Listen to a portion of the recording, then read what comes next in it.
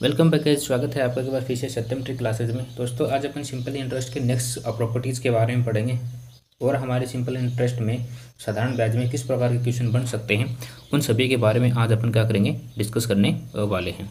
इससे पहले मैंने आपको कुछ क्वेश्चन और प्रोवाइड करवाए हैं। अगर आपने उन क्वेश्चन को अभी तक नहीं देखा है तो प्लीज़ आप उनको एक बार ज़रूर देखिए। वहाँ से आपके बेसिक्स कंसेप्ट जो है वो क्लियर होंगे। साथ ही मैंने वहाँ पर आपको उन्हीं सवालों को करने के लिए ट्रिक्स भी बताई हैं। मैं मानता हूँ इस चीज़ को कि अभी तक मैंने जो भी आपको सवाल करवाए हैं वो नॉर्मल लेवल के हैं, जीरो लेवल के हैं। लेकिन अगर आपको वो नहीं आते हैं या फिर उनके बेसिक कंसेप्ट आपको नहीं आते हैं तो फिर आप क्या कर पाओगे कि ये जो बड़े क्वेश्चन जो अपने बनते हैं सिंपल इंटरेस्ट में वो आप नहीं कर पाओगे, है ना। तो इसलिए उन छोटे छोटे क्वेश्चंस को करना भी उतना ही ज़रूरी होता है।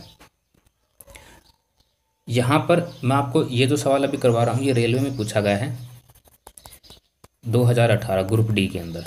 ठीक है, रेलवे में ग्रुप डी के अंदर आपसे ये सवाल जो है पूछा गया है।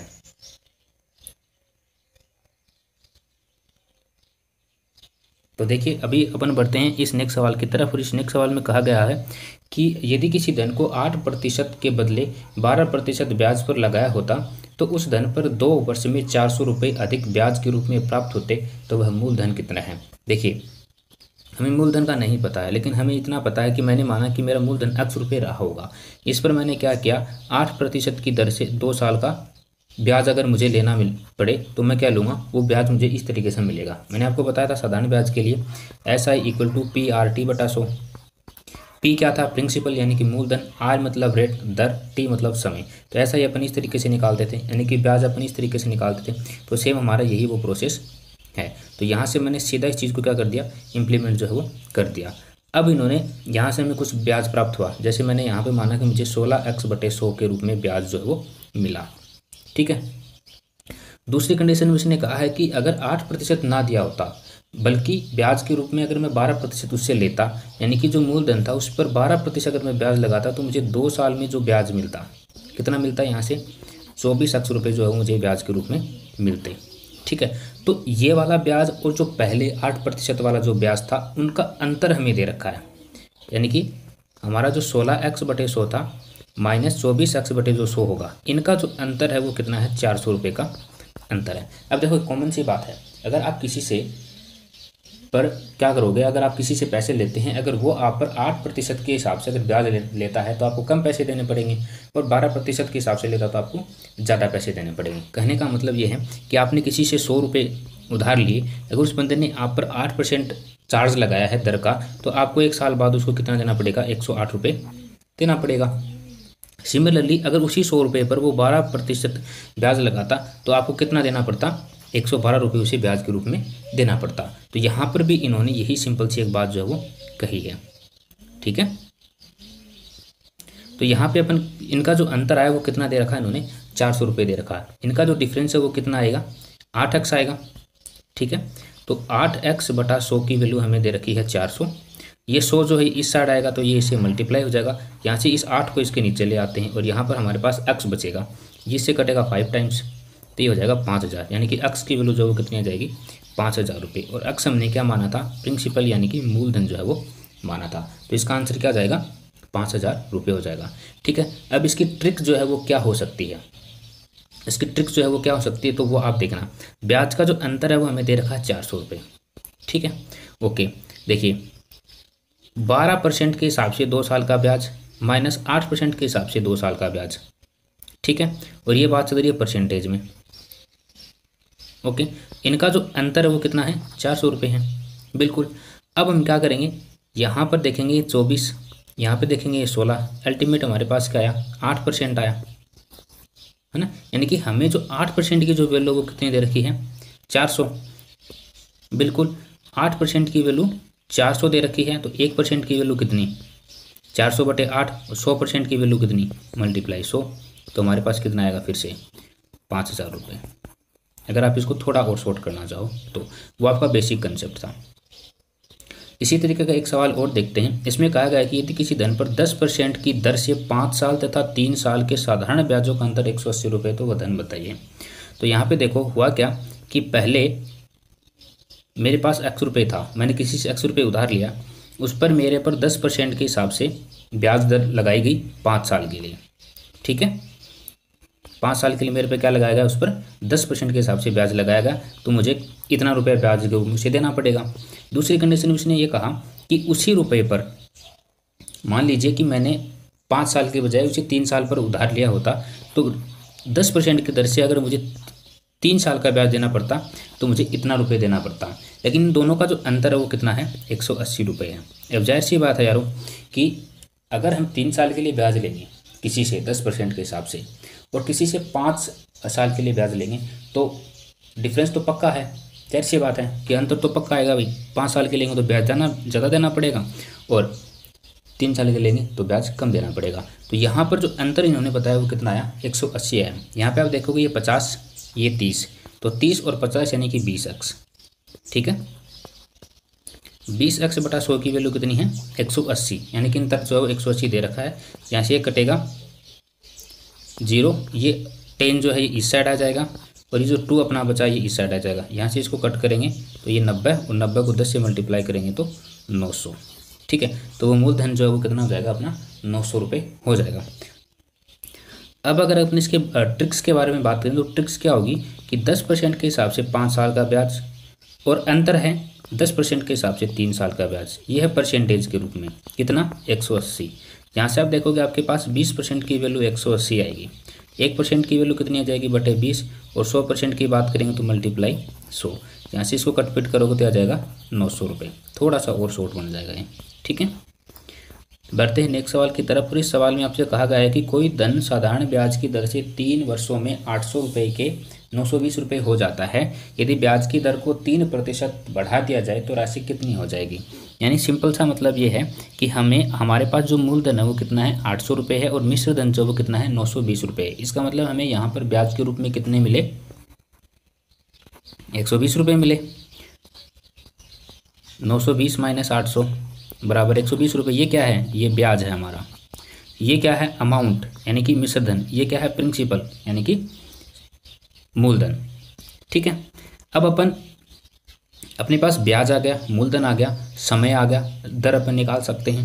यानी कि ऐसा ही बराबर क्या होता है, PRT बटा 100, ठीक है। ऐसा ही हमारे पास कितना है, 120।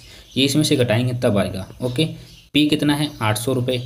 R हमें नहीं पता है। T कितना है, 3 वर्ष बटे 100, ये से कट जाएगा। ये 8 या 24, यानी कि मैं बोल सकता हूँ कि 120 बराबर 24R, और ये इससे कट जाएगा 5 टाइम्स। तो R यानी कि जो मेरे पास दर है वो कितनी आ गई, 5% हमारे पास दर आ गई। अब ये दर 5% ना होकर के क्या हो गई, 3% बढ़ गई, यानी कि अब हो गई 8%। तो 800 रुपये पर 8% के हिसाब से 3 साल का ब्याज हमें बता देना है। 8 को 8 से मल्टीप्लाई करोगे 64, मल्टीप्लाई 3, 4 तियो 12, 6 तियो 18 और 1 19, यानी कि 192 रुपये जो हमें क्या मिलेंगे, ब्याज के रूप में मिलने वाले हैं। ये ब्याज के रूप में मिलने वाले। अब यहाँ पे सवाल में ब्याज नहीं पूछा है, आपसे ये पूछा है कि वह राशि कितनी हो जाएगी। यानी कि जो 800 रुपये हैं अब ये कितने हो जाएंगे। तो आप देखोगे कि 800 रुपये प्लस 192 रुपये हमें ब्याज के रूप में मिले, तो टोटल हमें 992 रुपये मिलेंगे, ठीक है। ट्रिक्स की यहाँ पे छोटी सी बात कर लेते हैं। इस कंडीशन में या इस टाइप का क्वेश्चन जब भी आप देखते हैं तो हमें जो राशि निकालनी है एक्चुअल में वो कैसे निकालेंगे, मिश्र धन यानी कि अमाउंट प्लस PRT बटे 100, बस इतना ही करना है, ठीक है। देखिए अमाउंट कितना था हमारे पास, 920 रुपये, प्लस मूलधन 800 रुपये। दर कितनी थी, कितनी परसेंट जो बढ़ेगी वो 3, समय कितना है 3/100। पहले इसको सोल्व करोगे तो ये देखना 192 सॉरी 72, ये हो जाएगा आपके पास 72। 8 तिया 24, 24 तिया 72, और 920 में अगर आप 72 इंक्लूड करोगे तो हो जाएगा 992 रुपये, ठीक है। इस तरीके से भी आप इस सवाल को कर सकते हैं। नेक्स्ट सवाल की तरफ बढ़ते हैं कि कुछ धन साधारण ब्याज की निश्चित दर पर 3 वर्षों के लिए लगाया जाता है। यदि वार्षिक ब्याज की दर 4% अधिक होती तो 120 रुपये अधिक ब्याज के रूप में प्राप्त होते, तो धन बताइए। ओके,